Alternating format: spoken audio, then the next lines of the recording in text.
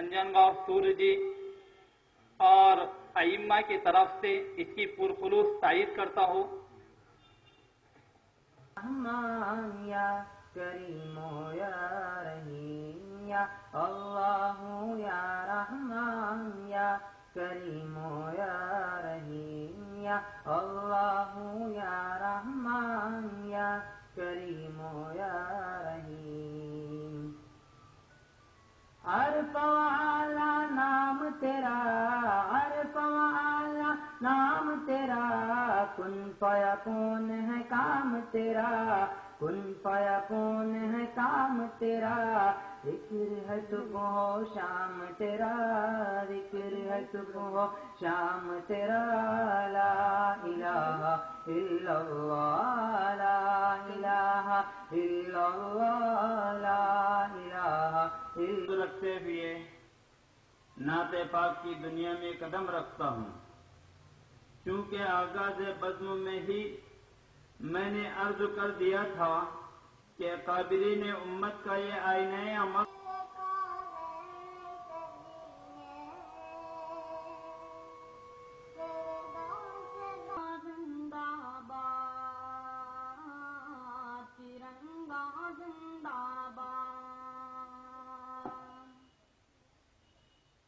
इसके तले हम लोग यहाँ पे रहते हैं आबाद। तिरंगा जिंदाबाद, तिरंगा जिंदाबाद। है ये तिरंगा ऐसा यारो सबके दिल को लुभाता है, ऐसा जलवा दिखाता है। ये तिरंगा ऐसा यारो सबके दिल को लुभाता है, ऐसा जलवा दिखाता है। हिंदू मुस्लिम सिख ईसाई सबको प्यार सिखाता है।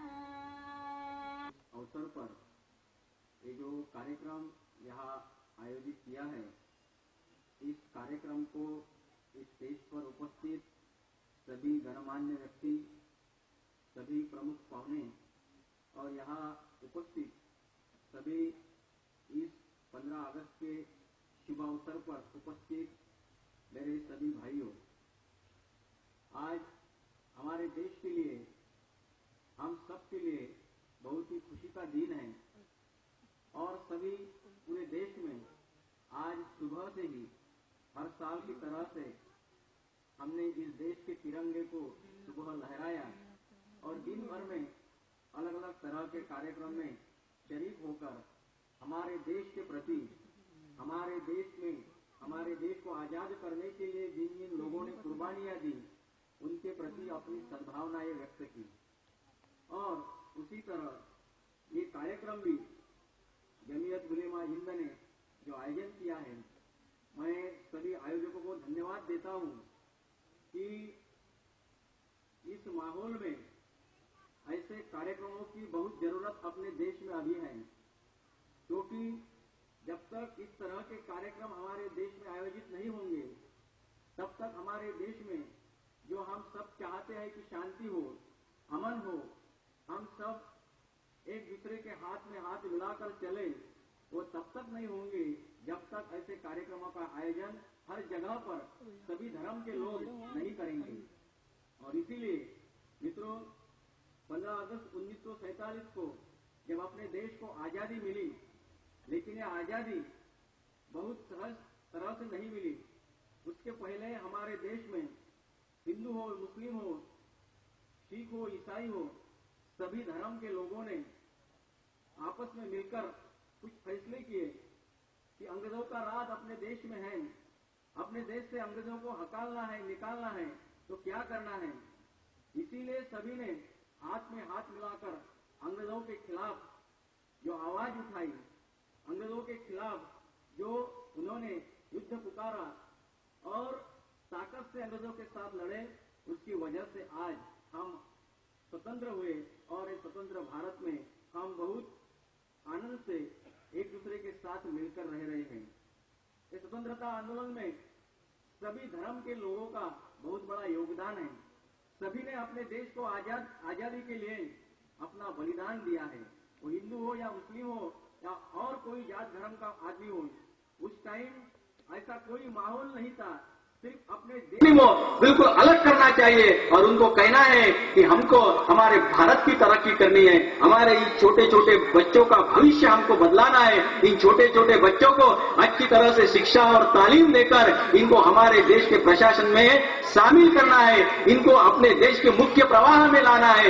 ये बच्चे जब ये पढ़ के बड़े होंगे और डॉक्टर एपीजे अब्दुल कलाम की तरह से इसमें का कोई बच्चा साइंटिस्ट होगा, कोई कलेक्टर होगा, कोई डॉक्टर होगा, तभी हमारे देश की तरक्की होगी। यही इस 15 अगस्त का, यही इस स्वतंत्रता दिवस का संदेश है और यही संदेश इस देश के हरेक धर्म के, हरेक जात के नागरिक ने अपने मन में रखकर हर एक साल इस 15 अगस्त को, इस स्वतंत्रता दिवस को मनाना चाहिए। और जब इसी प्रकार से इस देश के हर एक धर्म का नागरिक ऐसा दिन मनाएगा, तभी हमारे देश की तरक्की होगी, तभी हमारा देश सभी क्षेत्रों में आगे बढ़ेगा और सभी क्षेत्रों में आगे बढ़कर पूरे विश्व में भारत का तिरंगा झंडा ऊंचा लहरेगा।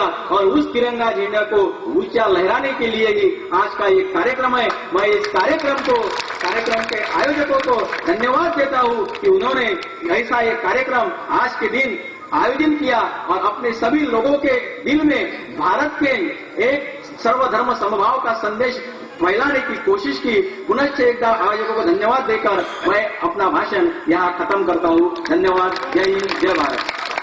तराने के लिए मोहम्मद साकिब इब्न मोहम्मद जमील को दावत देता हूँ कि वह आए, वतन के उन्वान पर तराना पेश करे। मेरे हमदम चले आओ मेरे हमदम कि हम खुशियाँ मनाएंगे। चले आओ मेरे हमदम कि हम खुशियाँ मनाएंगे। वतन के हर्रियत के नग में बाहम गुनगुनाएंगे। चले आओ मेरे हमदम कि हम खुशियाँ मनाएंगे। वतन के हर्रियत के नग में बाहम गुनगुनाएंगे। बड़ी कुर्बानियों से तुझको पाया है वतन हमने। बड़ी कुर्बानियों से तुझको पाया है वतन हमने। हसद नफरत अदावत को दिलों से हम मिटाएंगे। चले आओ मेरे अल्हम्दुलिल्लाह नहमदुहु व नस्तईनुहु व नस्तगफिरुहु व नु'मिनु बिही व नतवक्कलु अलैहि व नऊज़ु बिल्लाहि मिन शुरूरि अनफुसिना व मिन सय्यिआति अमालिना। मन यहदिहिल्लाहु फला मुदिल्ल लहु व मन युद्लिल्हु फला हादिय लहु। ونشهد أن لا إله إلا الله وحده لا شريك له ونشهد أن سيدنا وسندنا ونبينا وحبيبنا ومولانا محمدا عبده ورسوله. أما بعد فأعوذ بالله من الشيطان الرجيم. بسم الله الرحمن الرحيم. إنما يخشى الله من عباده العلماء. وقال النبي صلى الله عليه وسلم العلماء ورثة الأنبياء. اللهم صل وسلم بارك على محمد وعلى آل محمد كما صليت وباركت وترحمت على إبراهيم وعلى آل إبراهيم إنك حميد مجيد.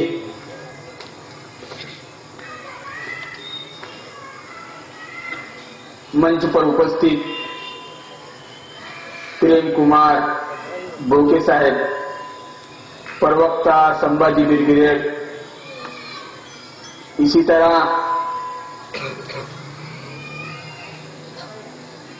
मराठा समाज सेवक डॉक्टर राजेंद्र कोकाटे साहब, और इसी तरह आज के हमारे इस प्रोग्राम के सदर हजरत अक़दस मौलाना मुफ्ती जाकिरुद्दीन साहब कासमी दामद बरकातुहुमुल आलिया और दीगर हजरात अकाबिर व मुआसिर उलमाए किराम, और इसी तरह आदरणीय और सम्माननीय PSI आली जनाब एजाज साहब और उनके साथ आए हुए पुलिस अधिकारी।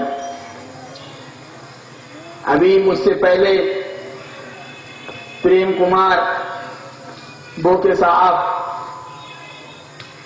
बात कर रहे थे तो मेरे ज़हन में एक शेर आया, चमन में फूल हाथों में गुलदान रहने दो,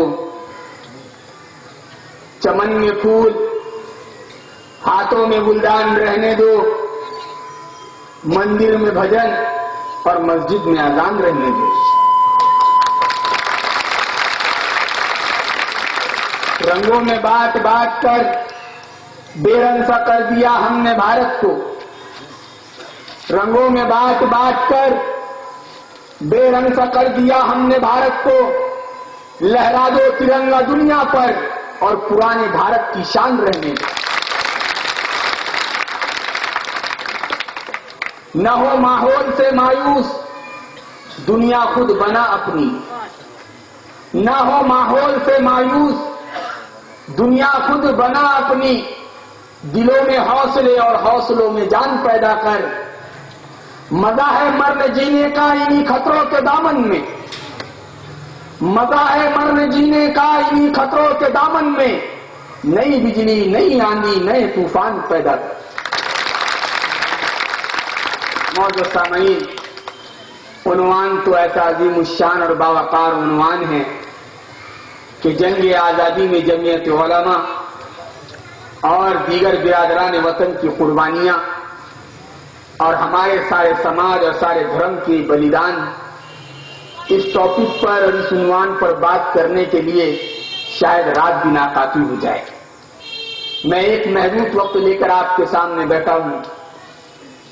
आज 15 अगस्त है, जिसको हम यौम आजादी कहते हैं। ये हमारे देश के आजादी का दिन था। 1947 में जब हमारा देश आजाद हुआ और इस आजादी के जश्न में जब तिरंगे भारत देश में लहराए गए और ये भारत देश का तिरंगा जब अल्लाह की आजाद फिजाओं में लहराने लगा तो बज़ाहिर तो ये समझ में आ रहा था कि ये तिरंगा जो अल्लाह की आजाद फिजाओं में लहरा रहा है ये ऐसे ही लहराया गया। नहीं, ये लहराता हुआ तिरंगा हमें अपने अकाबिर उलमा की ताबनाक तारीख और उनके ताबनाक माजी की तरफ इशारा करती है। ये लहराता हुआ तिरंगा हमें ये बताता है कि मैं अल्लाह की आजाद फिजाओं में इसलिए लहरा रहा हूं कि मेरे पीछे उलमाए रब्बानियीन ने बड़ी बड़ी कुर्बानियां दी है, अहले मदारिस और मदारिस ने कुर्बानियां दी है। मुझसे पहले हिंदुस्तान की सरजमीन पर जब ये अखंड भारत था, पूरा बर्रे सगीर जिसको कहा जाता है, ये भारत, ये अखंड भारत पर मुसलमानों की हुकूमत थी। मैं आपको एक बात बताता चलूं, क्योंकि अगर मैं बात तरतीब से अगर लेकर चलूं तो बात लंबी और तवील हो जाएगी। मुझे कुछ बातें बतानी हैं और कुछ नतीजे पर ले जाना है और इस वक्त का क्या संदेश है वो भी बताना है। इसलिए मैं आपसे माजरत खा हूं कि मैं आपको मुख्तसरन इशारा करते हुए चलूंगा। भारत देश में जब अंग्रेज आया और इस अंग्रेज जालिम ने भारत देश पर जब अपने नापाक पंजे गाड़े और यहां पर हुकूमत करने के बारे में सोचा तो अंग्रेज ने 3 तरह के हरबे इख्तियार किए। भारत देश इसको लूटने के लिए, इसको गुलाम बनाने के लिए, इसको हमारे हाथों से छीनने के लिए गुलामी का तौर भारत देश और भारतवासियों के गलों में डालने के लिए ہم کو جانوروں سے زیادہ ذلیل زندگی گزارنے پر مجبور کرنے کے لیے انگریز نے جو منصوبہ لایا تھا وہ منصوبہ 3 طریقے پر لایا تھا. جب انگریز بھارت دیش میں آیا تو تاریخ کی کتابیں پڑھو, بھارت دیش کی ہسٹری پڑھو. جب ظالم انگریز بھارت دیش کے اندر آیا تو اس انگریز نے لکھا ہے 1601 میں ایک تجارتی قافلہ ہندوستان میں آیا, اور دیگر نقش حیات کے اندر اور دیگر تاریخ کی کتابوں میں لکھا ہے کہ 1608 میں انگریز ہندوستان کی دھرتی پر آیا. تو جب یہ ابتدا میں آیا تو 3 دور گزرے, اور یہ 3 دور ایسے دور تھے کہ انگریز نے وار پلٹ کر ہم پر وار کیا. انگریز نے حربے اور پیکرے بدل کر بھارت دیش اور بھارت واسیوں پر حملے کیا. پہلے یہ 1608 میں آیا اور 1757 تک رہا. تو 1608 سے لے کر 1657 تک بھارت دیش میں یہ تاجر کی حیثیت سے آیا, ویاپاری کی حیثیت سے آیا, اور ہم کو کیا لالچ دیا کہ میں تمہیں کم پیسوں میں کم دنوں میں زیادہ مالدار کر دوں گا. تو اس نام پر ایسٹ انڈیا کمپنی بھارت کو لوٹنے کے لیے بھارت پر گندی نیت کے ساتھ بھارت دیش کے اندر آیا.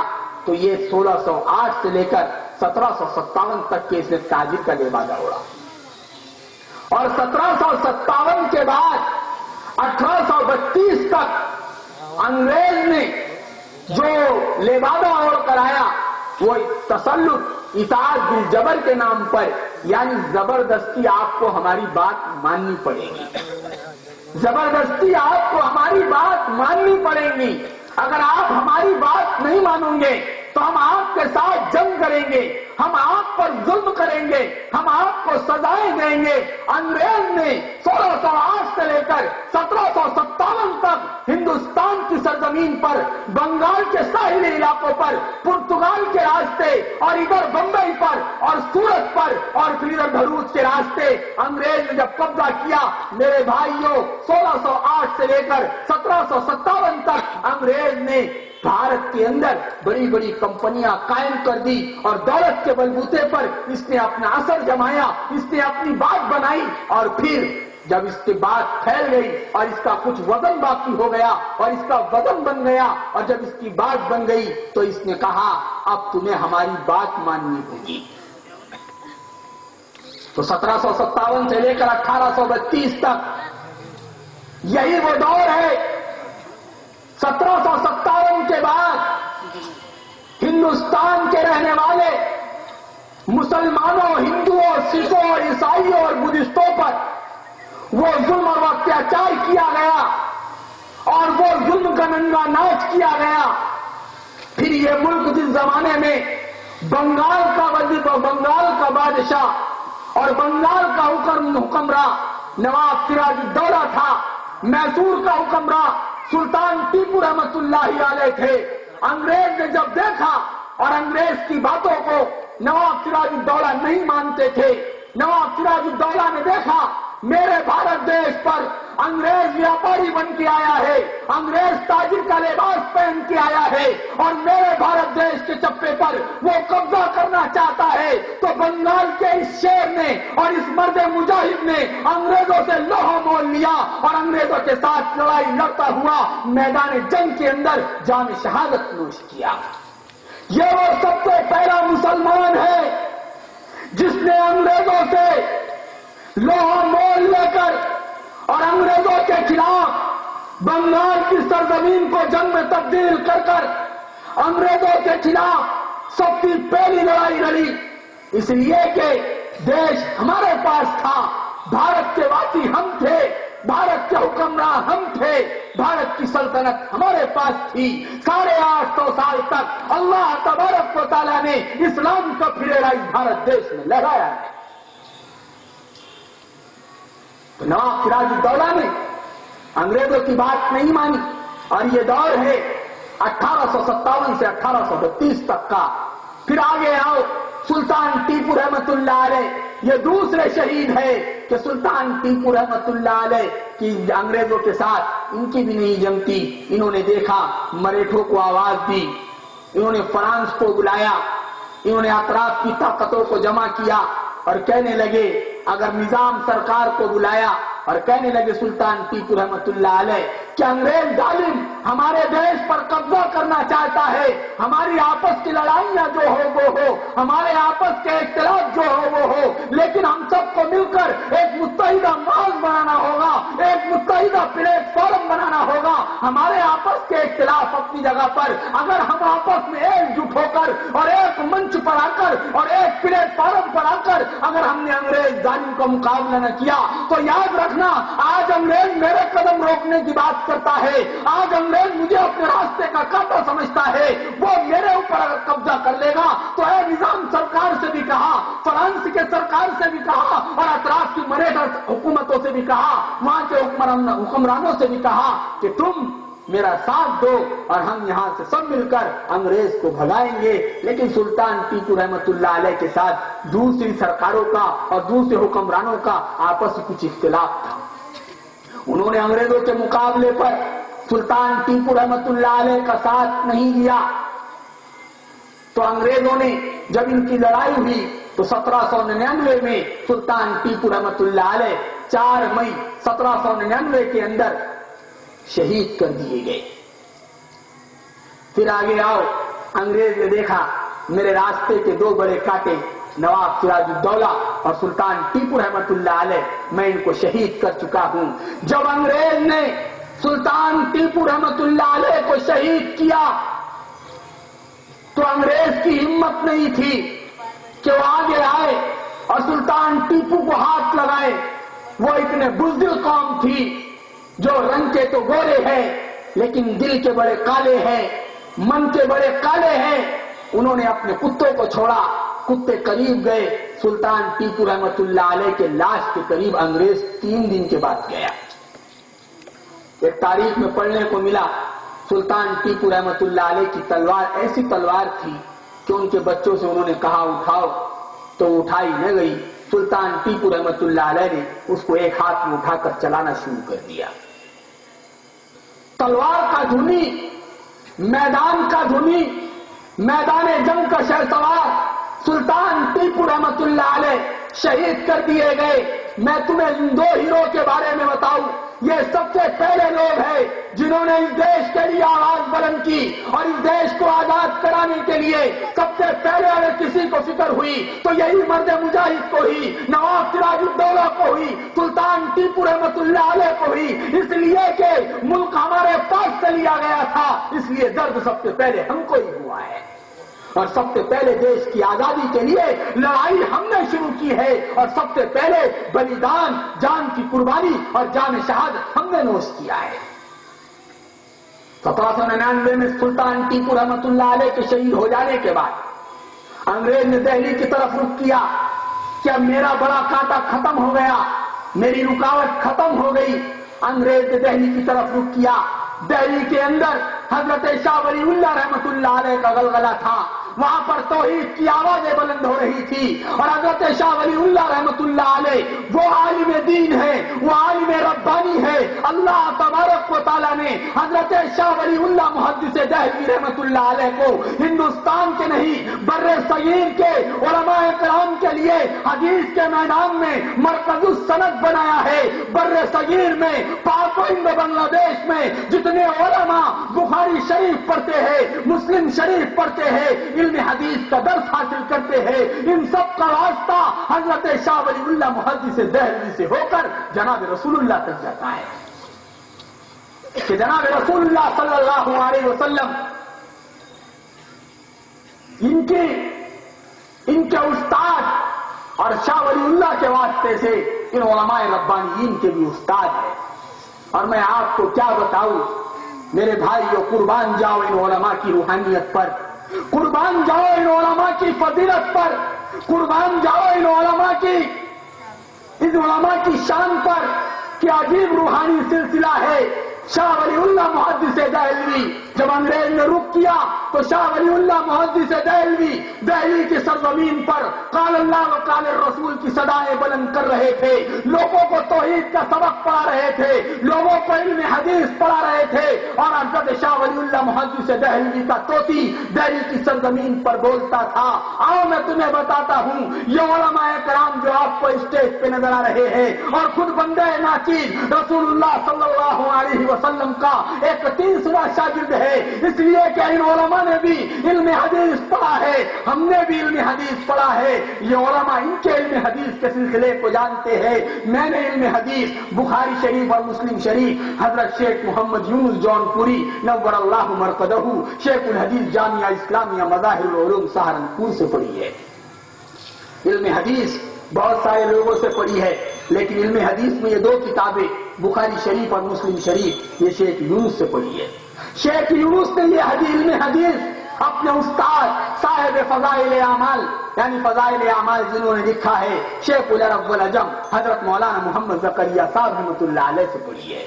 شیخ زکریا رحمۃ اللہ علیہ نے اپنے استاد مولانا یحییٰ صاحب سے پڑھی ہے، اور مولانا یحییٰ صاحب نے علم حدیث اپنے استاد مولانا رشید احمد گنگوہی سے پڑھی ہے، اور مولانا رشید احمد گنگوہی رحمۃ اللہ علیہ نے اپنے استاد شاہ عبد الغنی سے پڑھی ہے۔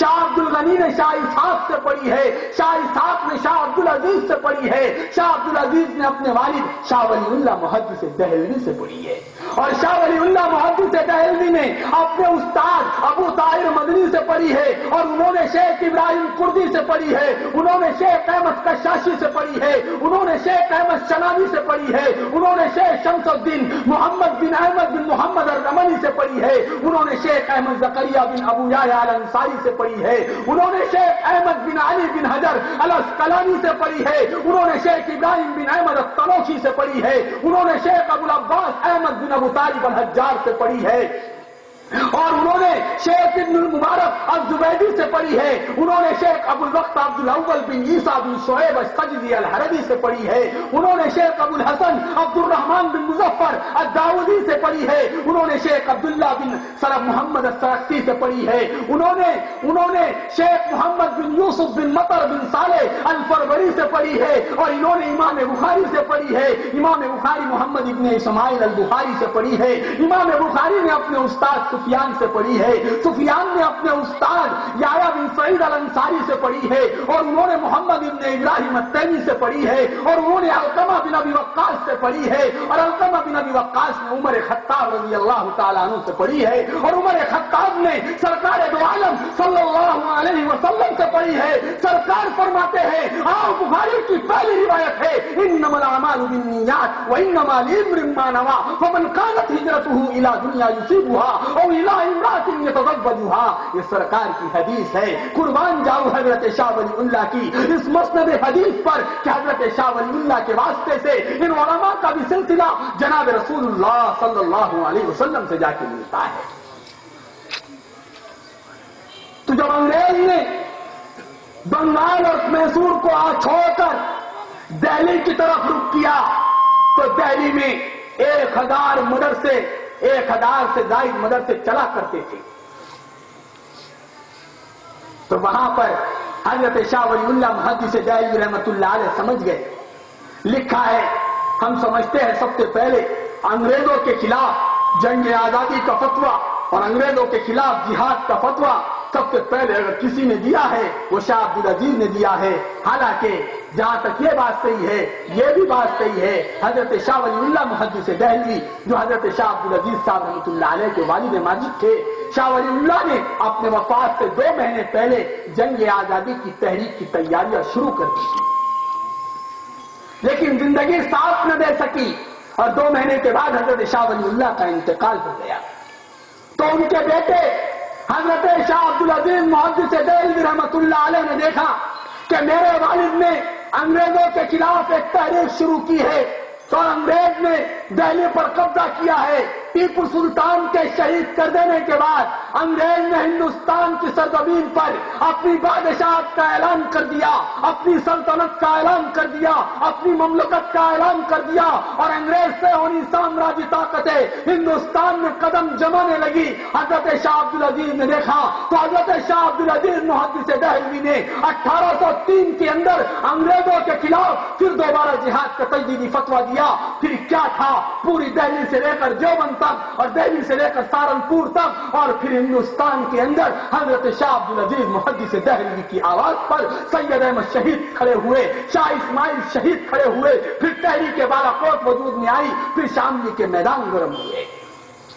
میں آپ کو کہاں تک بتاؤں، شاہ عبد العزیز محدث دہلوی رحمۃ اللہ علیہ کے بعد ان کے تیار کیے ہوئے افراد، ان کے سرپرستی میں انگریزوں کے خلاف لڑائی کو آگے بڑھایا گیا، جس میں سید احمد شہید اور شاہ اسماعیل شہید رحمہم اللہ شامل تھے۔ اب یہ لڑائی آگے بڑھی تو پھر 1857 کا وقت آیا۔ میرے پاس وقت نہیں ہے کہ میں اس کے درمیان کے واقعات بیان کروں، لیکن آپ کو یہ ضرور بتاتا چلوں کہ 1857 کا جب زمانہ آیا اور انگریز کا ظلم بڑھنے لگا، مظفر نگر میں پھانسی دی جانے لگی، انگریز علماء کرام کو سہارنپور میں پھانسی کے پھندوں پہ چڑھایا جانے لگا، دیوبند کے اندر ظلم و ستم کی داستانیں رقم کی جانے لگی، تو پھر علماء کرام جمع ہوئے۔ علماء کرام نے سوچا اب کیا کیا جائے، تو علماء کرام نے حضرت حاجی امداد اللہ مہاجر مکی کی قیادت میں ایک کمیٹی بنائی، جس میں حضرت مولانا حجت الاسلام حضرت مولانا قاسم نانوتوی رحمۃ اللہ علیہ، جن کو ہم بانی دارالعلوم دیوبند کہتے ہیں، اسی طرح حافظ ضامین شہید رحمۃ اللہ علیہ، اسی طرح مولانا جعفر تھانیسری رحمۃ اللہ علیہ، اسی طرح حافظ احمد اللہ صاحب رحمۃ اللہ علیہ، دیگر علماء ربانیین جمع ہوئے اور مسجد میں بیٹھ کر مشورہ کرنے لگے، انگریز کی چیری رستیوں کو روکا جائے، انگریز کے اتیاچار کو روکا جائے، کہ انگریز بھارت کے مسلمانوں پر ہی نہیں بلکہ بھارت کے ہندوؤں پر بھی اتیاچار کر رہا ہے، انگریز بھارت کے عیسائیوں پر بھی اتیاچار کر رہا ہے، انگریز بھارت کے سکھوں پر بھی اتیاچار کر رہا ہے، لہذا علماء کرام یہ مسلمانوں کی اور یہ مسلمانوں کے دھرم گرو ایک مسجد میں بیٹھ کر میٹنگ کر رہے ہیں اور کہہ رہے ہیں انگریزوں کے خلاف لڑائی لڑی جانی چاہیے۔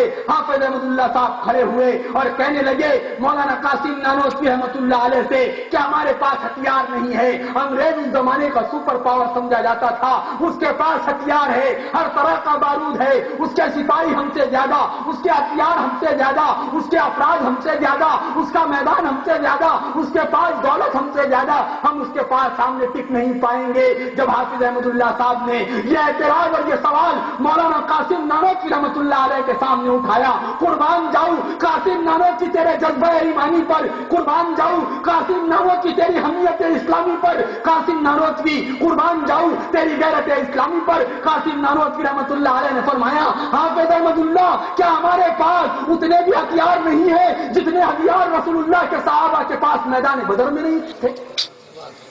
کیا ہمارے پاس اتنے افراد بھی نہیں ہیں جتنے افراد رسول اللہ کے ساتھ اور رسول اللہ کے صحابہ میدان بدر میں تھے؟ تو سارے مجمع نے ایک نعرہ لگایا کہ آپ کو لڑنا چاہیے، یا تو بھارت دیش کو آزاد کرائیں گے یا پھر اپنی قبر بھارت دیش میں بنا لیں گے۔ نعرے تکبیر، علماء دیوبند۔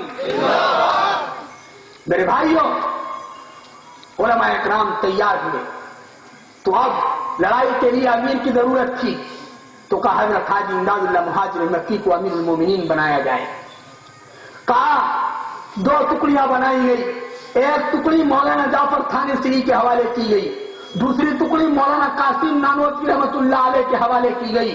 مولانا قاسم نانوتوی اور رشید احمد گنگوئی ایک ساتھ، مولانا قاسم نانوتوی رحمۃ اللہ علیہ شاملی کے میدان میں انگریز ظالموں سے ٹکر لے رہے تھے، تو پھر ادھر بالاکوٹ کی پہاڑیوں پر اور پھر ادھر بالاکوٹ کی پہاڑیوں پر حضرت مولانا جعفر تھانیسری رحمۃ اللہ علیہ انگریزوں سے لوہا مول لے رہے تھے۔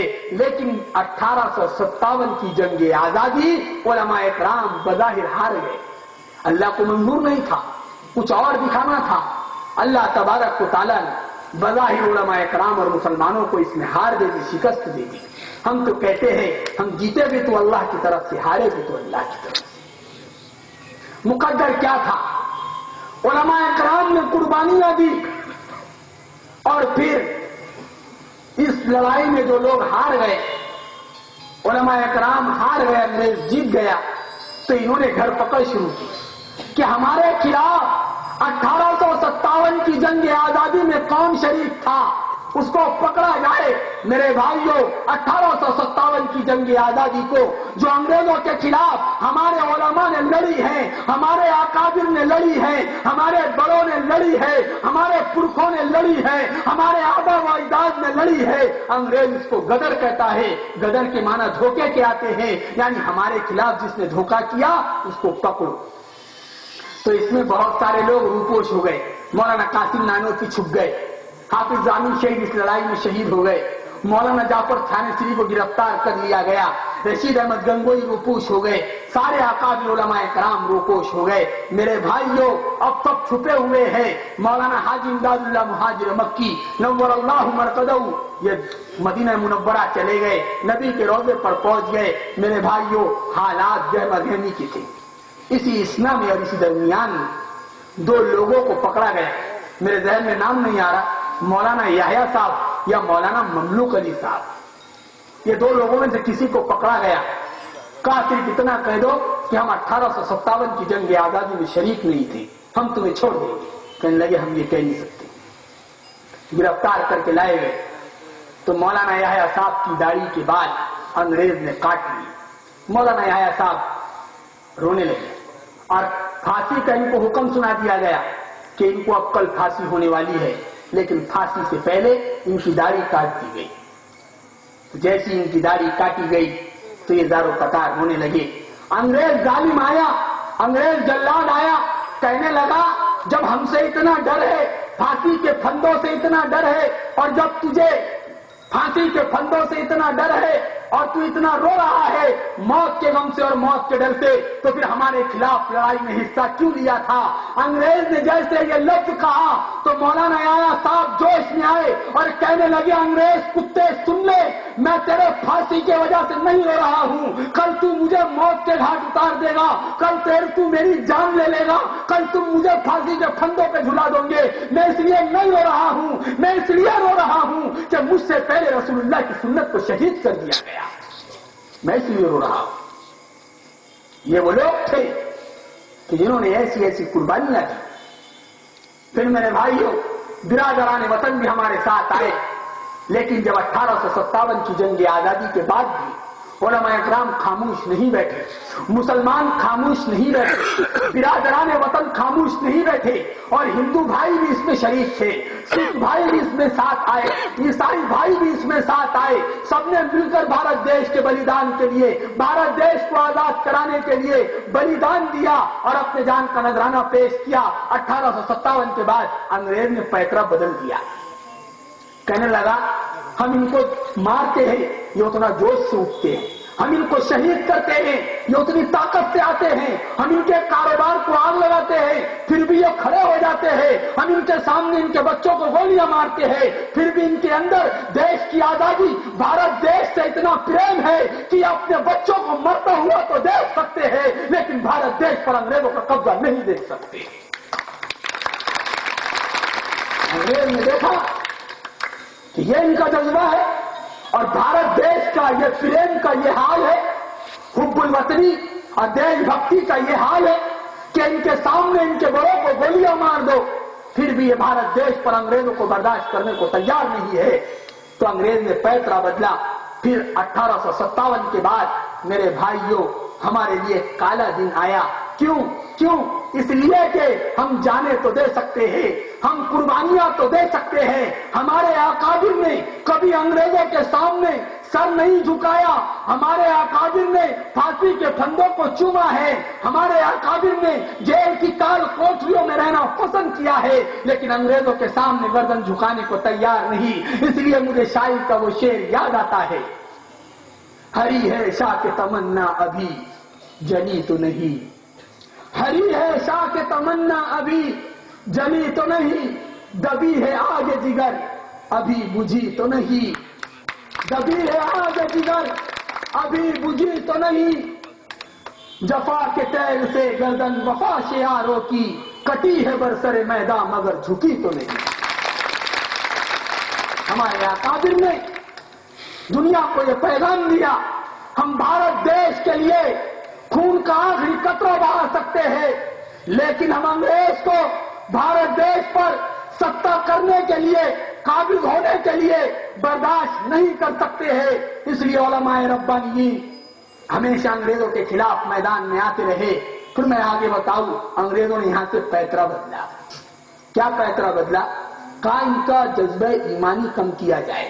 تو لارڈ مٹالے جو عیسائی تھا یہ ان کا بہت بڑا وزیر تعلیم بن کر ہندوستان کے اندر آیا. تو انہوں نے کچھ اصول مرتب کیے. کیا اصول مرتب کیے؟ اگر بہت ساری انہوں نے باتیں طے کی لیکن 3 باتیں ایسی ہیں جو ان کے ہائی لائٹ تھی, جو ان کے سامنے تھی, جو ان کا منزل تھی, جو ان کا مقصد تھا. نمبر 1 سب سے پہلے علماء کرام کو ختم کیا جائے. پہلا ٹارگیٹ وہ یہ لے کے آئے تھے. نمبر 2 پرانی نسخے جلا دیے جائے. اور نمبر 2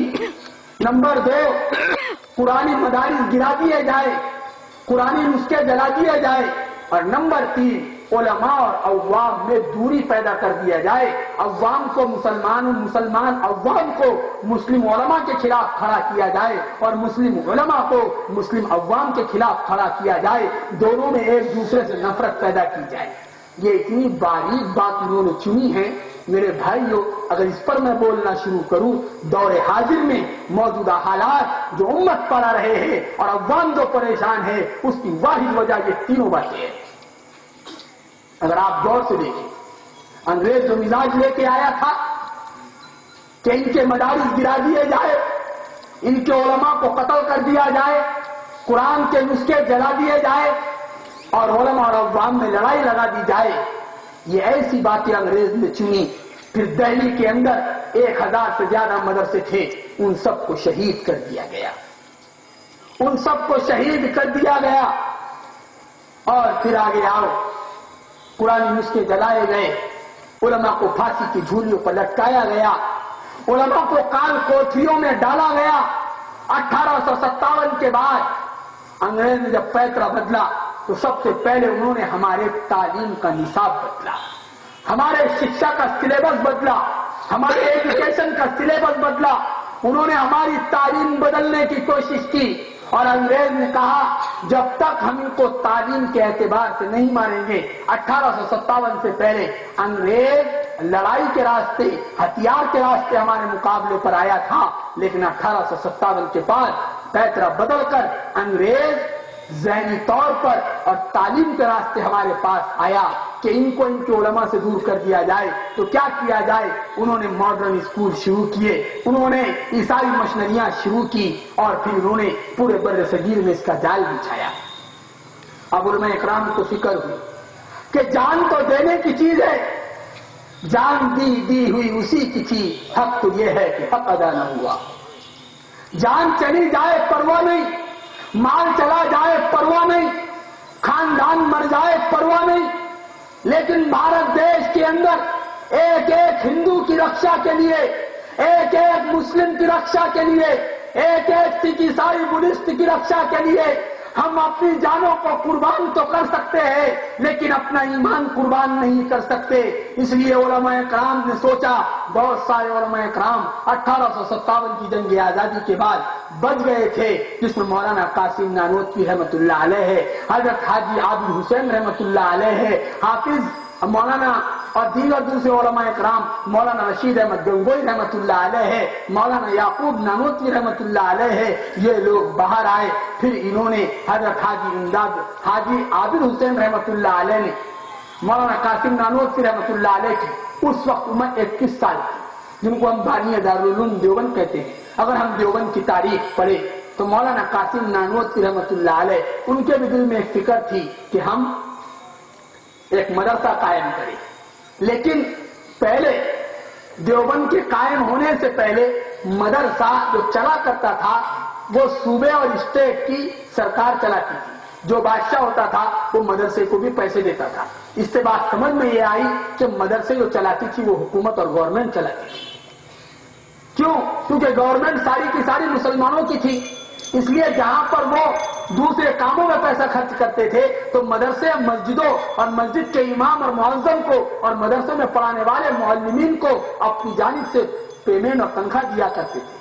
لیکن جب مدرسوں کا نظام ختم کر دیا گیا اور مولانا قاسم نانوتوی رحمۃ اللہ علیہ مکتب مجتبائی کے اندر میرٹھ کے اندر کام کرتے تھے اور عمر 21 سال کی. ادھر دیوبند کے اندر حاجی عابد حسین رحمۃ اللہ علیہ تھے، وہ یہاں پر دیوبند میں موجود تھے. حاجی عابد حسین رحمۃ اللہ علیہ نے مغرب کے وقت بیٹھے، صبح کے وقت بیٹھے اور بیٹھنے کے بعد ووٹ دور کیا اور اپنا رومال بچھایا اور لوگوں نے اعلان کیا، لوگوں مجھے ایک مدرسہ بنانا ہے، تم چندہ دو. یہ مدرسے کے لیے چندہ کیا جاتا ہے. ہندوستان میں کی تاریخ میں سب سے پہلے چندہ اگر کسی کے لیے کیا گیا ہے وہ حاجی عابد حسین نے دارالعلوم دیوبند کے لیے کیا تھا. تو سب سے پہلے انہوں نے اپنی جانب سے 3 روپئے ڈالے. کتنے ڈالے بولو؟ 3 روپئے سب سے مانگے. پھر اپنے دوستوں کے پاس گئے اور دارالعلوم دیوبند کی ایک مکتب کی شکل میں انار کے درخت کے نیچے، چھٹا مسجد جہاں پر ہے، انار کے درخت کے نیچے ایک بنیاد ڈالی. استاد کی ضرورت تھی. مولانا قاسم نانوتوی رحمۃ اللہ علیہ کو میرٹھ سے دیوبند بلایا اور پھر وہاں پر ایک اور استاد ملا محمود کو بیٹھایا. انار کا درخت ہے، استاد بیٹھا ہوا ہے جس کا نام ملا محمود ہے اور ایک شاگرد ہے جو ذوالفقار علی کے گھرانے سے تعلق رکھتا ہے. وہ ذوالفقار علی جس کے گھر میں ایک بیٹا پیدا ہوتا ہے، ذوالفقار علی ان کا نام محمود حسن رکھتے ہیں. محمود حسن آتا ہے، ملا محمود اپنے استاد کے پاس قرآن حدیث پڑھتا ہے، کتابیں پڑھتا ہے، عالم بنتا ہے. کچھ کتابیں مولانا قاسم نانوتوی سے بھی اس محمود حسن نے پڑھی ہے. میرے بھائیوں، یہ وہی محمود حسن ہے جس کو دنیا نے شیخ الہند مولانا محمود حسن دیوبندی کے نام سے جانا ہے، جو بعد میں چل کر شیخ الہند مولانا محمود حسن دیوبندی بنے. پھر مولانا محمود حسن دیوبندی نے استاد کا نام بھی محمود، شاگرد کا نام بھی محمود، اور پھر یہی مولانا محمود حسن دیوبندی نے انگریزوں کے خلاف تحریک انقلاب، جس کو ہم تحریک ریشم رومال کے نام سے یاد کرتے ہیں، تحریک ریشم رومال چلائی، باہر سے مدد لی. میرے بھائیو، یہ بھی ایک لمبا موضوع ہے، لیکن مجھے آپ کو بتانا یہ ہے جب بھارت دیش آزاد ہوا 1947 کے اندر دور آگے بڑھتا گیا اور 1866 کے اندر دارالعلوم دیوبند کی بنیاد پڑی. دارالعلوم دیوبند کی بنیاد مدرسے کی بنیاد آتنکوادی بنانے کے لیے نہیں ہے بلکہ بھارت دیش کی رکشا کے لیے ہے. مدرسوں کی بنیاد اور مدرسوں میں پڑھانے کا مقصد بھارت دیش کی رکشا ہے. مدرسوں کے اندر انسان بنائے جاتے ہیں. یہ مکتب ہے تیرا میں قدا نہیں ساقی، یہاں کی خاک سے انسان بنائے جاتے ہیں. مدرسوں کے اندر انسان بنائے جاتے ہیں. مدرسوں کے اندر امن اور شانتی کا پاٹ پڑھایا جاتا ہے. مدرسوں کے اندر پریم اور پیار پڑھایا جاتا ہے. آؤ میں تمہیں پڑھاتا ہوں، میں بھی ایک مدرسے کا ودیارتھی ہوں. یہ علماء بھی مدرسوں کے پڑھے ہوئے ہیں، ہمارے صدر صاحب یہ بھی مدرسے کے پڑھے ہوئے ہیں، پیچھے علماء مدرسے کے پڑھے ہوئے ہیں. میں پولیس پرشاسن کو بھی کہنا چاہتا ہوں، اپنے پیارے ہندو بھائیوں کو بھی کہنا چاہتا ہوں، دیگر دھرم والوں کو بھی کہنا چاہتا ہوں، آؤ ہمارے مدرسوں کے دروازے 24 گھنٹے کھلے ہوئے ہیں. آؤ بتاؤ تو صحیح، آؤ بتاؤ تو صحیح، مدرسوں میں کیا پاٹ پڑھایا جاتا ہے. میں تمہیں بتاتا ہوں، مدرسوں میں پڑھایا جاتا ہے. سرکار دو عالم صلی اللہ علیہ وسلم نے ارشاد فرمایا. آپ کیا ارشاد فرماتے ہیں مجھے بتاؤ تو صحیح. اللہ کے رسول فرماتے ہیں، انتم سندیشتا فرماتے ہیں، لاسٹ ریفارمر فرماتے ہیں، لاسٹ میسنجر فرماتے ہیں، پیغمبر محمد صاحب فرماتے ہیں، میرے اور آپ کے آقا فرماتے ہیں، سرکار دو عالم فرماتے ہیں، سارے جہان وشو کے لیے جو دیالو اور میالو بن کے آئے ہیں وہ فرماتے ہیں. کیا فرماتے ہیں؟ اگر تم دریا میں کھڑے ہو اور نماز کا وقت ہو، نماز کے لیے وضو کرو تو سنو، وضو کے لیے اتنا ہی پانی استعمال کرو جتنا پانی تمہارے ہاتھ پیر دھونے کو لگتا ہے. اگر تم اس سے زیادہ پانی استعمال کرو گے تو کل اللہ، کل بھگوان، کل ایشور، کل گاڈ مرنے کے بعد تم سے زیادہ پانی بہانے کا سوال کرے گا، حساب لے گا. بتاؤ، پیغمبر محمد صاحب نے کہا جو مذہب، جو دھرم پوتر نماز کے لیے، نماز کی پوجا کرنے، نماز کا پاٹ اور نماز پڑھنے کے لیے، اس پرارتھنا کو کرنے کے لیے پانی زیادہ نہ گرانے کی اجازت دیتا، پانی کا حساب کرنے کی بات کرتا ہے. سچ بتاؤ، وہ دھرم، وہ اسلام کسی کے خون بہانے کی کیسے اجازت دے گا؟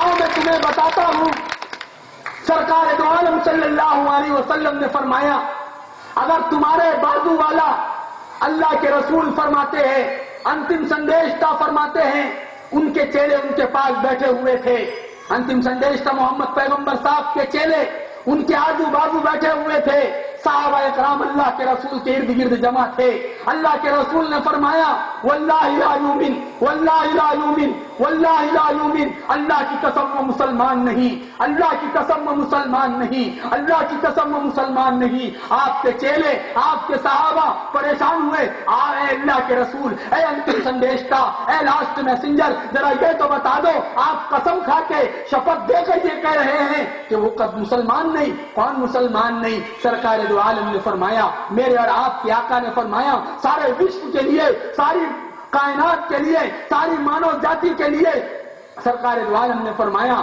جو مسلمان پیٹ بھر کر کھائے اور اس کا پڑوسی بھوکا رہے اور پڑوسی کے بارے میں فرمایا وہ پڑوسی چاہے ہندو سماج کا ہو وہ پڑوسی چاہے سکھ سماج کا ہو وہ پڑوسی چاہے جین سماج کا ہو وہ پڑوسی چاہے جیسا بھی ہو اس کا دھرم اور اس کی ذات جو بھی ہو لیکن اگر تو مسلمان ہے تو اپنے سالن میں پانی اپنے ہانڈی میں تھوڑا پانی زیادہ کر دے اور اس کے گھر بھی پہنچا دے تاکہ اس کے بچے بھی کھا لے اس کی پتنی اس کی بیوی بھی کھا لے تو اسلام کا سندیش تو یہ ہے اسلام کا پیغام تو یہ ہے اسلام کی شکشا یہ ہے میرے بھائیوں مدرسے نے ہمیشہ امن اور شانتی کا پیغام دیا ہے مدرسوں نے ہمیشہ ہمیں بھائی چارہ سکھایا ہے پریم پیار اور سدبھاونا سکھائی ہے اللہ تبارک و تعالیٰ نے قرآن کریم میں فرمایا جس نے ایک مانو جاتی کو قتل کیا اسلام کی نظر میں اس نے پوری مانو جاتی کو قتل کر دیا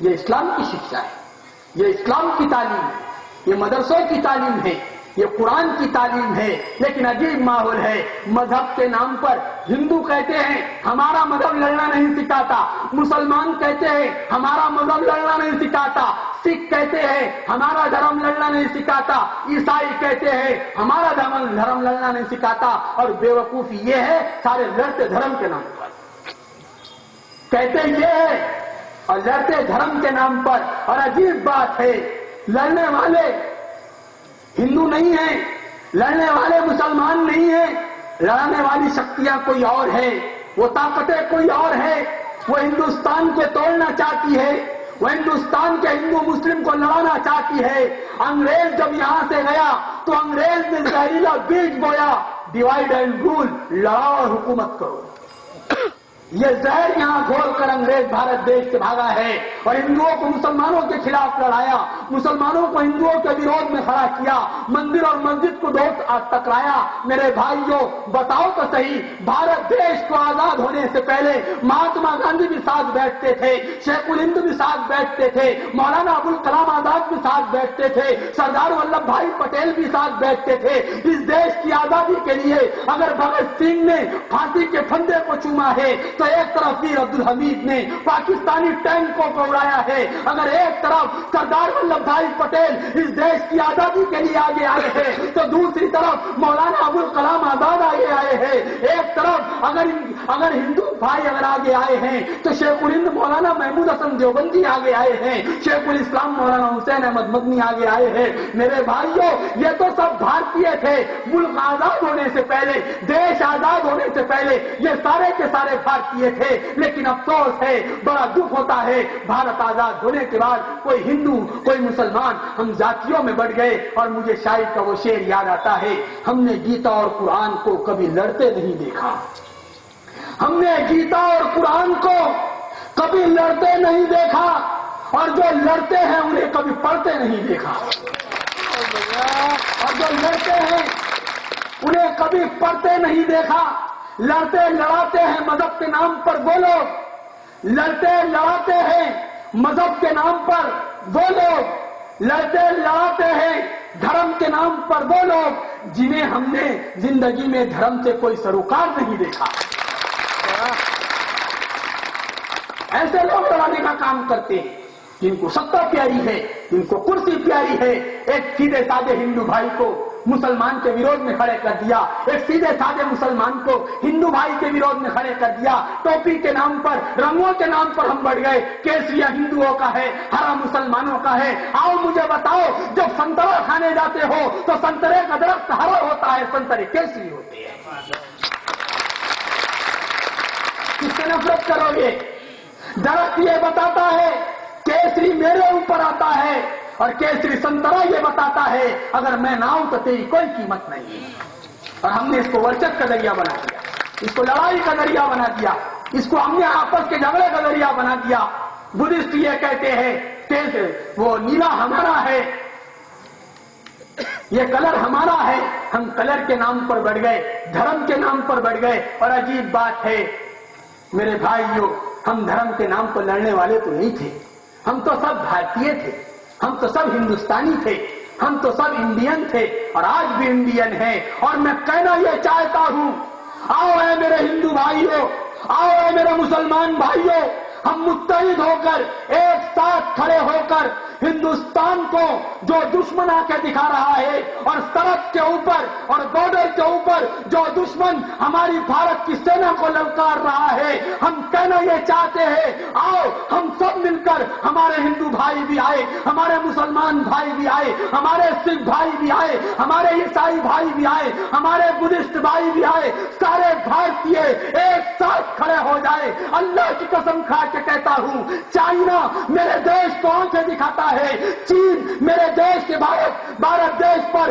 قبضہ کرنے کی بات کرتا ہے، میں چائنا کو یہ کہنا چاہتا ہوں، اگر ہم سارے سماج والے، سارے دھرم والے ایک ساتھ کھڑے ہو کر اگر پیشاب کر دے، تم سارے کے سارے بیٹھ کے چلے جاؤ گے۔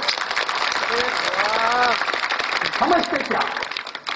اور یاد رکھنا، اگر ہمارے بھارت دیش کی طرف اور بھارت دیش کی زمین کی طرف اور بھارت دیش کی جنتا کی طرف، چاہے وہ ہمارا ہندو بھائی ہو، چاہے وہ ہمارا سکھ بھائی ہو، چاہے وہ کسی بھی سماج سے تعلق رکھتا ہو، یاد رکھنا تمہارا ہمارا رشتہ انسانیت کے ناطے سے تو ہو سکتا ہے، لیکن بھارتیہ ہونے کے ناطے ہمارا ان سے رشتہ ہے۔ اور اگر تم ہمارے ہندو بھائی کی طرف نظر اٹھا کے بھی دیکھو گے، سب سے پہلے تمہارے وروध میں لڑنے والے ہم مسلمان ہیں۔ کیوں؟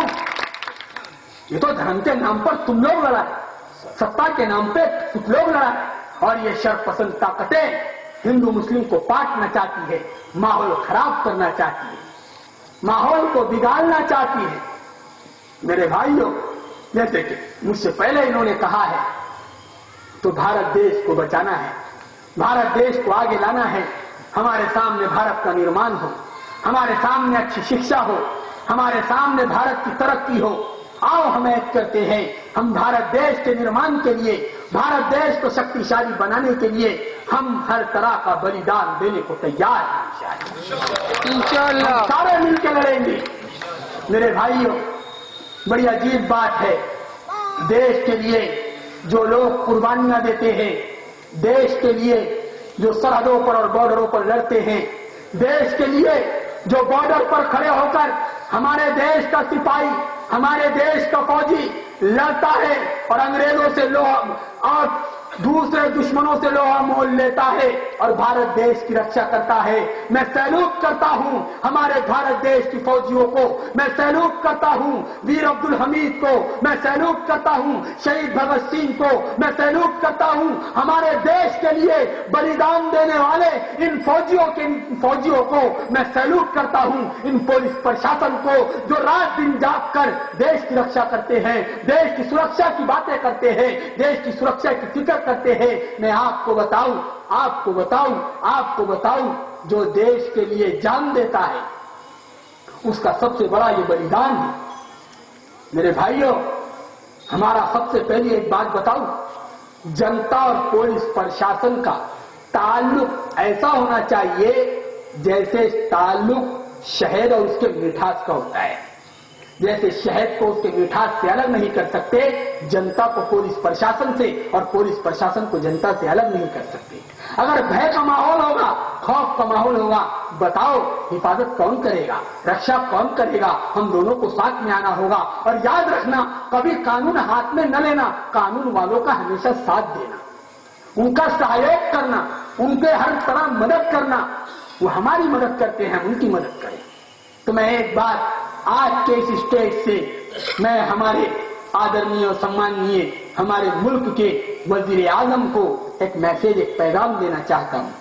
میری گزارش یہ ہے میڈیا سے، اور میری گزارش ہے یہاں کے پولیس پرشاسن سے، میری یہ چھوٹی سی گزارش اوپر پہنچا دی جائے۔ یہ گزارش میں نے ایک جگہ اور کی جہاں پر میرا اس عنوان پر پروگرام ہوا، ہندو بھائی بھی بہت کثیر تعداد میں موجود تھے، وہاں پر یہ پروگرام میں نے یہ گزارش کی ہے۔ اور میری ایک فرمائش ہے، میری ایک تمنا ہے کہ بھارت دیش کے سرحد پر دیش کا فوجی اور دیش کا سپاہی اپنے جان کی بلی دے رہا ہے، اب بلیدان دے رہا ہے۔ ایسے وقت میں جب وہ جان دے دیتا ہے اور وہ سرحد پر جاگتا ہے، میں آپ کو کہوں گا کہ بھارت دیش کی جنتا آرام سے اس لیے سو رہی ہے کہ بھارت کی بارڈر پر بھارت کا سپاہی جاگ رہا ہے۔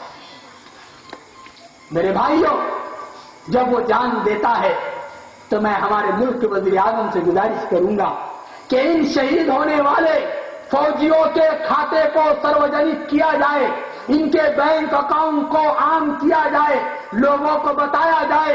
اور میں بھارت دیش کے 1 ارب 25 کروڑ بھارتیوں سے یہ کہنا چاہتا ہوں، 1 ارب 25 کروڑ بھارتیوں سے یہ کہنا چاہتا ہوں، صرف تم کو زیادہ نہیں کرنا۔ اگر ہمارے دیش کے لیے کوئی پولیس والا، کوئی فوجی شہید ہوتا ہے، اپنی بلی دیتا ہے، بلیدان دیتا ہے اور دیش کی رکشا کرتے ہوئے قربانی دیتا ہے، تو میرے بھائیوں ہماری گزارش یہ ہے، ایک ایک بھارتی 1-1 روپیہ اس کے اکاؤنٹ میں ڈالے۔ اللہ کی قسم، اگر 5 فوجی اگر آج کسی نے ہمارے دشمن نے شہید کر دیا، جیسے شہید عموماً ہوتے رہتے دیش کی رکشا کے لیے، تو 1 ارب 25 کروڑ بھارتیوں نے اگر 4 فوجیوں کے اکاؤنٹ میں 4 روپئے ڈال دیے تو فوجیوں کے گھر والوں کو ایک ہی دن میں 1 ارب 25 کروڑ روپئے مل جائیں گے، اور پھر وہ سارے کے سارے اپنے بچوں کے بارے میں اور اپنے آنے والی نسل کے بارے میں، فوجی بنانے کے بارے میں،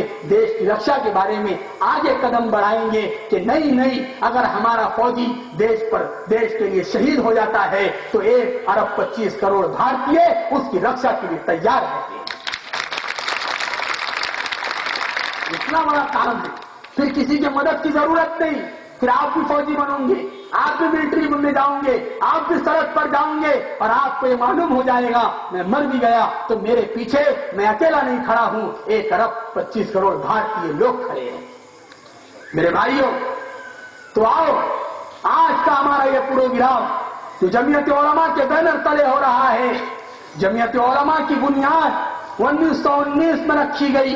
اس کے بنیادوں میں بہت سارے علماء کا نام ہے، مفتی کفایت اللہ حضرت مولانا شیخ الہند مولانا محمود حسن دیوبندی رحمۃ اللہ علیہ، اور اس زمانے کے اکابر علماء کرام، کہ جس بینر تلے اور یہ جھنڈا ہمیں نظر آ رہا ہے، رسول اللہ نے فتح مکہ میں اس کو اپنا جھنڈا بنایا تھا۔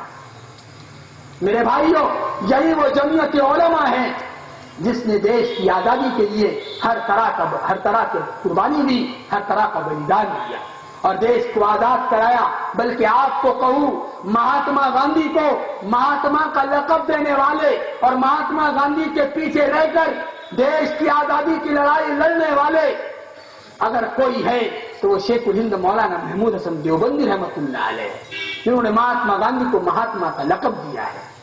پھر اس کے بعد میں شیخ الہند کا انتقال 1921 کے اندر ہو گیا۔ اس کے بعد اس کے سربراہ، اس کے صدر اگر کوئی بنائے گئے تو آپ کے شاگرد رشید شیخ الاسلام مولانا حسین احمد مدنی رحمۃ اللہ علیہ بنائے گئے۔ شیخ الاسلام مولانا حسین احمد مدنی رحمۃ اللہ علیہ نے انگریزوں کے خلاف فتویٰ دیا کہ انگریزوں کی فوج میں بھرتی ہونا حرام ہے۔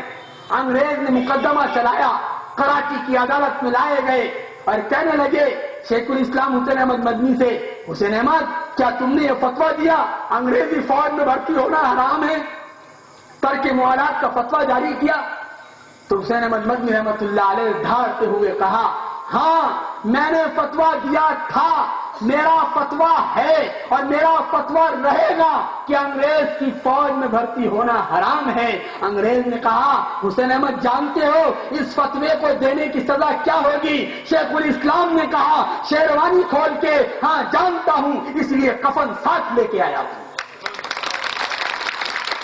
میرے بھائیوں، ہمارے آبا و اجداد انگریزوں سے کبھی نہیں ڈرے، اس لیے مایوسی سے نکلو، ڈر اور خوف اور بھے کے ماحول کو ختم کرو۔ یہ سرزمین جتنی دوسرے دھرم والوں کی ہے اتنی ہی مسلمانوں کی بھی ہے۔ اس سرزمین پر، بھارت دیش پر ہم برسوں سے رہتے آئے ہیں، ہم سارے سنسکرتیاں یہاں پر ہے، ہندو سماج بھی رہتا ہے، سکھ سماج بھی رہتا ہے، مسلم سماج بھی رہتا ہے، کئی سماج ہماری طرح اور بھارت دیش کے اندر رہتے ہیں۔ میرے بھائیوں، بھے کا ماحول ختم کرو، خوف کا ماحول ختم کرو، پریم پیار کے چراغ جلاؤ، پریم پیار کے دیے جلاؤ، پریم پیار کی ہوائیں چلاؤ، پریم پیار کی باتیں کرو، نفرتوں کی باتوں کو ختم کرو۔ میرے بھائیوں، جمعیت علماء نے ہر زمانے میں بھارت دیش میں آنے والے حالات کا ڈٹ کر مقابلہ کیا ہے۔ جو 1947 کو آج 15 اگست کے دن ہمارا بھارت دیش آزاد ہوا تو میرے بھائیوں دارالعلوم دیوبند کے اندر شیخ الاسلام مولانا حسین احمد مدنی رحمت اللہ علیہ موجود تھے، اور دہلی کے اندر حضرت جی مولانا یوسف صاحب رحمت اللہ علیہ موجود تھے، سہارنپور کے اندر شیخ زکریا رحمت اللہ علیہ موجود تھے، رائے پور کے اندر مفتی عبد القادر صاحب رائے پوری رحمت اللہ علیہ موجود تھے۔ میرے بھائیوں، یہ اکابر علماء موجود تھے۔ 1947 میں دیش آزاد ہوا، لیکن بدقسمتی سے ایک گہرا زخم ہم کو دے دیا گیا کہ پاکستان بنا لیا گیا، ہم پاکستان نہیں گئے اور نہ جانا چاہتے ہیں۔ ہمارے پاس آپشن تھا، ہم چلے جاتے، لیکن نہیں، ہم نے اس دیش سے سچی محبت کی ہے، ہم جینا بھی نہیں چاہتے ہیں، مرنا بھی نہیں چاہتے۔ ہمارے پاس تو آپشن تھا، ہمارے پاس تو دیش چھوڑنے کا آپشن تھا، لیکن نہیں، ہم کو ہماری ماتر بھومی سے محبت ہے، ہم دیش بھکت ہے۔ اے میرے بھائیوں، ہماری دیش بھکتی پر سوال نہ اٹھاؤ، یقیناً ہم دیش بھکت ہے، یقیناً ہم بھارت سے محبت کرنے والے ہیں، اس لیے ہم نہیں گئے، جو جانا تھا وہ چلے گئے، جو رہ گئے وہ رہ گئے۔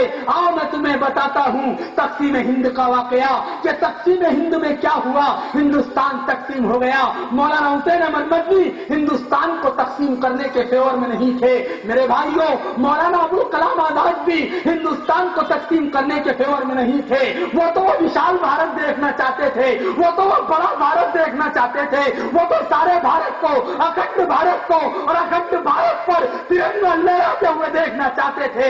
میرے بھائیوں، ہمارے آبا و اجداد یہ چاہتے تھے بھارت کے ٹکڑے نہ کیے جائے، بھارت کو اکھنڈ بھارت رہنے دیا جائے میرے بھائیوں، اور ترنگا پورے اکھنڈ بھارت پر لہرایا جائے، پاکستان میں بھی ترنگا لہرایا جائے، ادھر چائنا کی سرحد پر بھی ترنگا لہرایا جائے، اور ہمارا ترنگا گاندھی کی یاد دلاتا ہو، ہمارا ترنگا شہید بھگت سنگھ کی یاد دلاتا ہو، ہمارا ترنگا شیخ الہند اور شیخ الاسلام کی یاد دلاتا ہو میرے بھائیوں۔ لیکن جو جانے والے تھے وہ چلے گئے، کیونکہ بھے کا ماحول تھا، خوف کا ماحول تھا۔ میرے بھائیوں، میں آپ کو کیا بتاؤں، مولانا ابوالکلام آزاد نے دہلی کی جامع مسجد سے اعلان کیا، ارے او مسلمانوں، تم بھارت دیش کو چھوڑ کے کہاں جا رہے ہو؟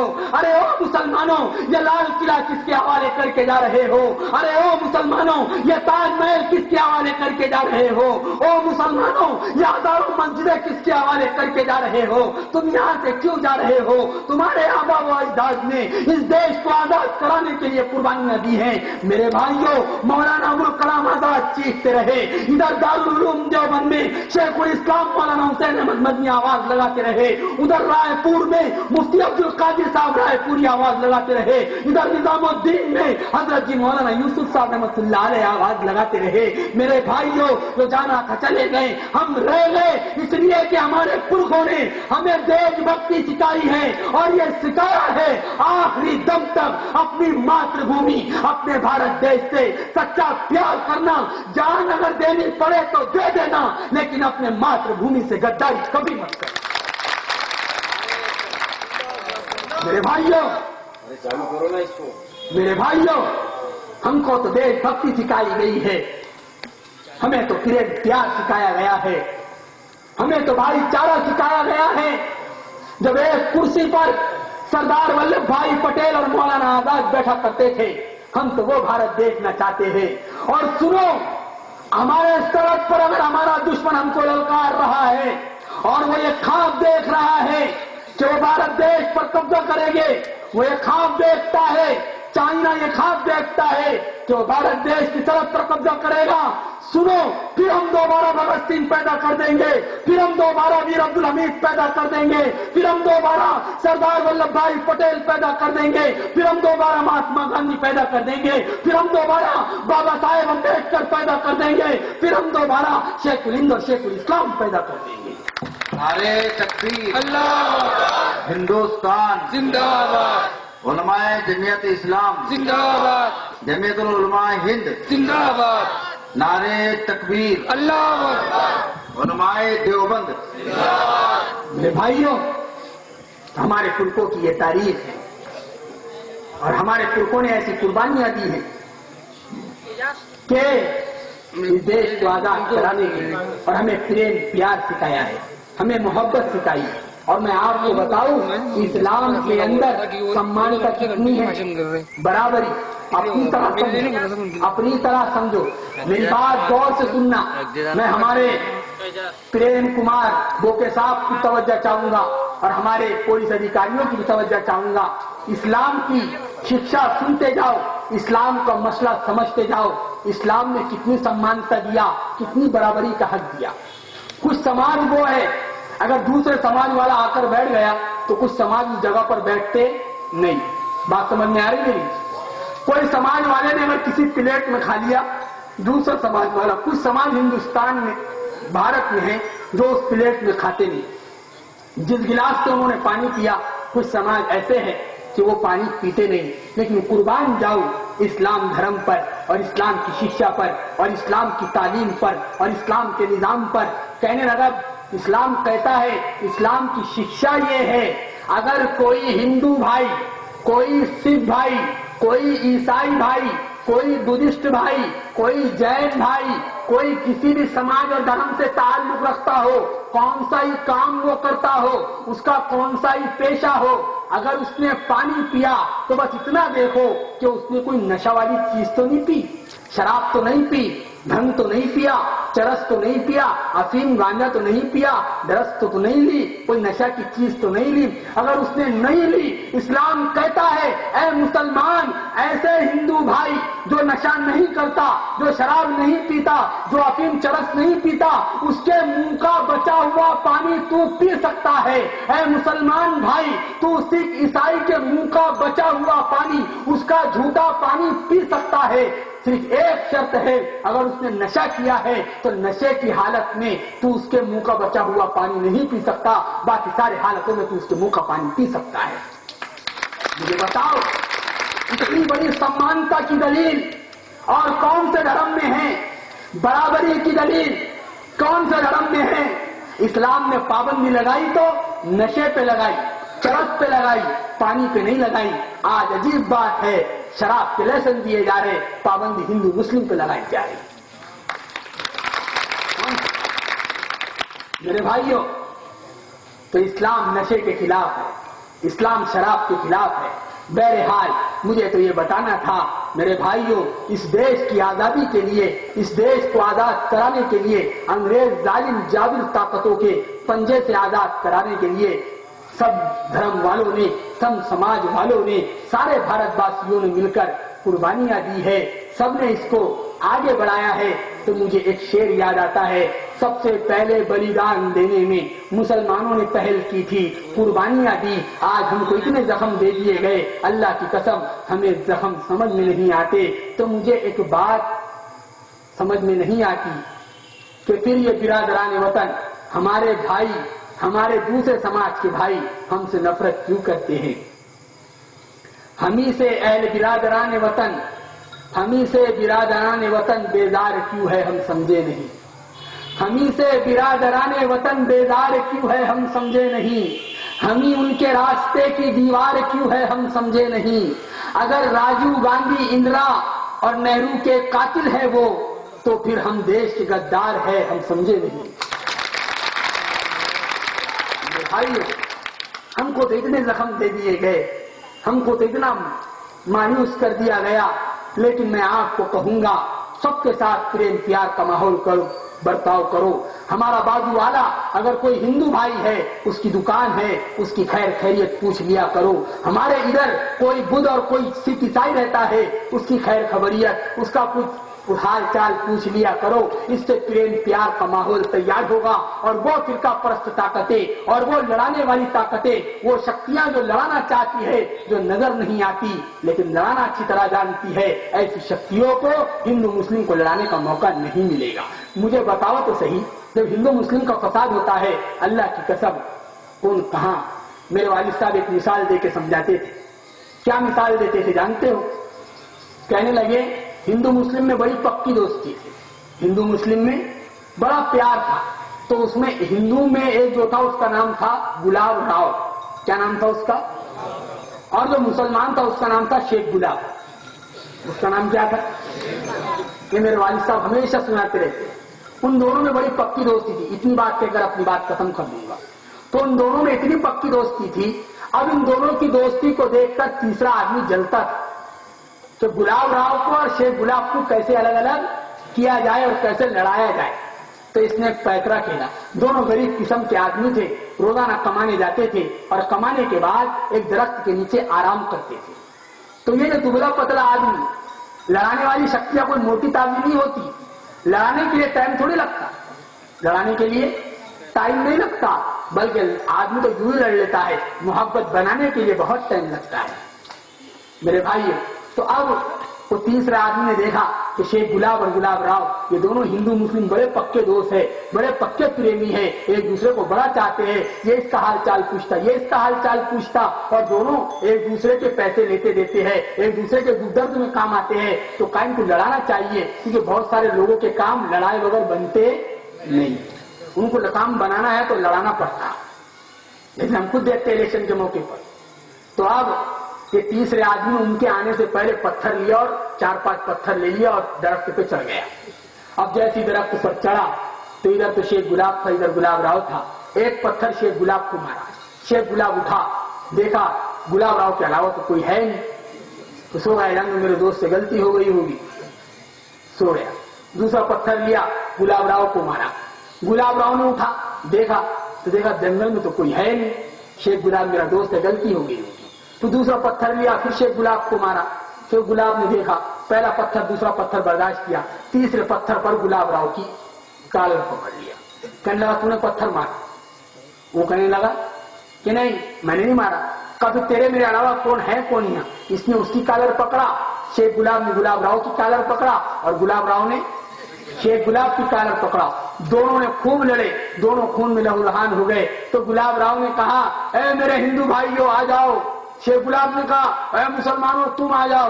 ادھر سے مسلمان شیخ گلاب کی طرف سے، ادھر سے ہندو گلاب راؤ کی طرف سے. اور وہ ڈنڈے چلے، وہ لاٹھیاں چلی. کچھ تو گئے شمشان گھاٹ میں، کچھ گئے قبرستان میں، کچھ گئے دواخانوں میں، اور کچھ گئے جیل کی کال کوٹریوں کے اندر. پھر جنتا آئی، لوگ آئے، سماج سیوک آئے اور لوگ آئے، سیاسی لوگ آئے اور نیوز والوں سے کہنے لگے، میڈیا والوں سے پوچھنے لگے بھائی بتاؤ پہلا پتھر کس نے مارا تھا؟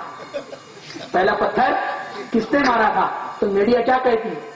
ہاں قانون کا ہاتھ مجرم تک پہنچ گیا ہے اور یہ ابھی پتہ چل جائے گا پہلا پتھر گلاب راؤ نے مارا تھا کہ شیخ گلاب نے مارا تھا. اب انداز لگاؤ یہ مارنے والے کون؟ ارے مارا تھا کس نے؟ اب قیامت تک شوध کرتے رہو، قیامت تک تحقیق کر پنچنامہ کرتے رہو، مجرم ملنے والا. تو یہ جو ہندو مسلم کو لڑانے والے ہیں یہ نظر نہیں آتے، لیکن بڑے بڑے دنگے کرا دیتے ہیں، بڑے بڑے فساد کرا دیتے ہیں. اور میں پوچھنا چاہتا ہوں ہم لڑتے ہیں چھوٹی چھوٹی باتوں پر، جیلوں میں کون جاتا؟ ارے وہ تو VIP گاڑیوں میں آتے ہیں، وہ تو AC کے کاروں میں آتے ہیں، ان کے گھروں میں نہ بجلی جاتی ہے نہ لائن جاتی ہے، ان کا کھانا برابر پکتا ہے، ان کے ڈاکٹر ہیں. ہمارے غریبوں کا مسئلہ ہوتا ہے، اگر جھوپڑ پٹی میں ہندو بھائی ہے رکشہ چلا کے اپنے پتنی کا اور بچوں کا پیٹ بھرتا ہے، بتاؤ اگر فساد ہو گیا، دنگا ہو گیا، کرفیو لگ گیا تو کس کے گھر کے کھانے کے لالے پڑیں گے؟ کون مسلمان غریب ہے اس کے گھر کے لالے پڑیں گے. ہم ہندو مسلمان محبت سے رہے, پریم سے رہے, پیار سے رہے. اس لیے میں کہتا ہوں سارے جہاں سے اچھا ہندوستان ہمارا, ہم بلبلے ہیں اس کی, یہ گلستان ہمارا. تو آئیے ہم سب مل کر عہد کریں, کبھی دنگا فساد نہیں کریں گے, کسی کی باتوں میں نہیں آئیں گے. پورے انجن گاؤں میں, پوری تحصیل میں پریم پیار کا ماحول بانٹو. ان کو عید کے موقع پر بلاؤ اور ان کی خوشیوں کے موقع پر ان کا حال چال پوچھو. ان کے غریبوں کا خیال رکھو. جھوپڑ پٹیوں میں جاؤ, وہ غریب لوگ, دیکھو ایک بات یاد رکھو, میں مالداروں سے, پیسے والے لوگوں سے کہنا چاہوں گا, اگر تم مسلمان ہو اور تم اللہ کو مانتے ہو, تم رسول اللہ کو مانتے ہو, تو جھوپڑ پٹیوں میں جاؤ بغیر کسی مذہب پوچھے ہوئے, دھرم پوچھے ہوئے. اگر وہ غریب ہے, مانوتا کے نام پر اس کی مدد کرو. اللہ کی قسم جو کام ہمارے محنتوں سے اور قربانیوں سے نہیں ہوں گے وہ ہمارے اچھے اخلاق اور اچھے کیریکٹر سے ہو جائیں گے. اللہ تعالیٰ ہدایت کی ہوائیں چلائیں گا. جاب در جاب لوگ امن اور شانتی کے چھائے میں آئیں گے اور لوگ اسلام کو پڑھیں گے اور سمجھیں گے. یہی میرا پیغام تھا. بہت دیر ہو گئی ہے, میرے بعد بھی کچھ لوگوں کو بات کرنی ہے, دیری کی وجہ سے میں معافی چاہتا ہوں. وما توفیق الا باللہ. کہہ رہا ہوں آپ کا زیادہ, بس 1 یا 2 منٹ کے اندر بات ختم کروں. بیٹھ جائیے, بیٹھ جائیے, کم از کم ہم دعا کر کے جائیں. بیٹھ جاؤ, بیٹھ جاؤ, جہاں ہے وہیں بیٹھ جاؤ. ہلو, میں صرف دعا کر دوں کیا؟ بھوشن بھیا, میں صرف اپنے مہمان کا شکریہ ادا کرنے بیٹھا ہوں, میری اپنی تقریر کرنے نہیں بیٹھا. ماشاء اللہ ہمارے محترم معزز مفتی اسپار صاحب, تو میں لے لوں اس کے بیٹھ بنا مائک کے. اللہ تعالیٰ نے بڑے اچھے جذبات دیے ہیں ماشاء اللہ. وہی فون کرا, بہت بڑے علم و عمل سے نوازا ہے. انہوں نے اپنے جذبات و احساسات کو بہت اچھے پیرائے میں, بڑے سلیقے کے ساتھ, بڑے جو ہے شائستگی کے ساتھ, بڑے تہذیب کے ساتھ ہمارے سامنے پیش کیا ہے اور بہت پیاری دعوت ہمارے سامنے رکھی ہے. میں اگر اس پر تبصرہ کرنا چاہوں تو اس کے لیے بھی کافی ٹائم لگے گا, اس لیے کہ آپ کے کچھ اشارے اجمالی تھے جس کی تفصیلات بہت لمبی ہے, جو حضرت نے, مولانا نے ہمارے سامنے اجمالاً رکھا ہے. لیکن موقع بموقع ہم انشاءاللہ ایسے پروگرام جب ترتیب دیے جاتے رہیں گے تو بار بار ہمارے سننے میں آتے رہیں گے. صرف یہ ہے کہ ہمیں مولانا مفتی اسپار صاحب نے جن باتوں کی طرف ہمیں دھیان دلایا ہے اس کی طرف ہم توجہ کے ساتھ گامزن رہیں اور اسی احساسات کے ساتھ ہم جیے, اور ملک کی اہمیت اور اس میں ہماری ذمہ داری, یہ خاص حضرت کا عنوان رہا ہے کہ ملک ہمارے لیے کتنا اہم ہے اور ملک کے لیے ہماری اپنی کتنی بڑی ذمہ داری ہے اور سب کی ذمہ داری ہے. اس کو ہم سمجھتے ہوئے چلیں. میں سمجھتا ہوں اور مزید کسی کو شکریہ کے لیے بلا رہے ہیں؟ اچھا ٹھیک ہے, شکریہ. تو میں شکریہ کرنے والوں کو شکریہ ادا کر دیتا ہوں, وہ آپ کا شکریہ ادا کریں گے اور میں اپنے مہمان کا شکریہ ادا کر کے بس اپنی جگہ لیتا ہوں. اللہ تعالیٰ ہمیں کہی سنی باتوں پر عمل کرنے اور اس کو سمجھنے کی توفیق نصیب فرمائے اور پورے ملک کے اندر امن و امان اور شانتی کا. جی آپ سب, اب میں جس محنت کے ساتھ اس پروگرام کو ترتیب دیا گیا تھا, اللہ تبارک و تعالیٰ آپ حضرات کو بہترین جزائے خیر عطا فرمائے, آپ کی قربانیوں کو قبول فرمائے. یہ قربانیاں دوستوں بزرگوں رائے گا جانا نہیں ہے. میں آپ حضرات کا تہ دل سے شکریہ ادا کرتا ہوں کہ آپ نے اپنے کاروبار کو چھوڑ کر یہ وقت کی قربانی دی, یہ دین کے خاطر. بہت بڑی معلومات ہم کو یہاں پر ملی. میں آئندہ بھی آپ حضرات سے گزارش کرتا ہوں کہ جب بھی جمعیت کی کوئی آواز لگے, چاہے وہ کوئی پروگرام کے متعلق ہو, چاہے کوئی مورچے کے متعلق ہو, جیسے ابھی 13 اگست کو آپ حضرات بڑے دل و جان کے ساتھ مورچے میں شامل ہوئے, یہ پورے ہندوستان میں امن کے ساتھ, سکون کے ساتھ میں رہنا چاہتے ہیں. میں آپ سبھی حضرات کا شکریہ ادا کرتا ہوں اور دل کی گہرائیوں سے آپ حضرات کو دعائیں دیتا ہوں کہ اللہ تبارک و تعالیٰ آپ حضرات کو بہترین جزائے خیر عطا فرمائے. ساتھ ہی میں اپنے پولیس محکمے کا بھی شکریہ ادا کرتا ہوں کہ انہوں نے ہمارے پروگرام کو ترتیب دینے میں ہمارا سہیوگ کیا, ہماری مدد کی. ہمارے ساتھ میں ایسا ہی معاملہ کریں گے. اللہ تبارک و تعالیٰ آپ حضرات کو جزائے خیر عطا فرمائے. درود شریف پڑھ لے, انشاءاللہ دعا ہوگی.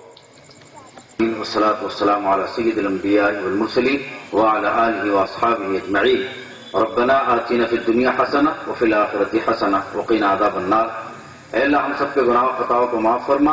اے اللہ ہمارے اپنے وطن عزیز کے لیے ہم کو ہر طرح کی قربانی دینے کے لیے آمد اور مستعد فرما۔ اے اللہ ہمارے وطن کی ہر جانب سے اے اللہ حفاظت فرما، شریروں کے شر سے، حاسدین کی حسد سے، فتین کے فتنوں سے، اے اللہ شیطانوں کی شرارت سے ہمارے ملک کی اور ملک کے باشندوں کی ہر جانب سے حفاظت فرما۔ اے اللہ ہم سب کو ملک کے لیے ہمہ وقت تیار رہنے کی توفیق نصیب فرما۔ ملک میں رہنے والے ہر مذہب و ملت کے افراد کو آپس میں شیر و شکر رہنے کی توفیق و سعادت نصیب فرما۔ ہماری دعاؤں کو اپنے فضل و کرم سے قبول فرما، کرم پر احسان فرما۔ ربنا تقبل منا انك انت السميع العليم وتب علينا انك انت التواب الرحيم وصلى الله تعالى على خير خلقه محمد وعلى آله وصحبه اجمعين برحمتك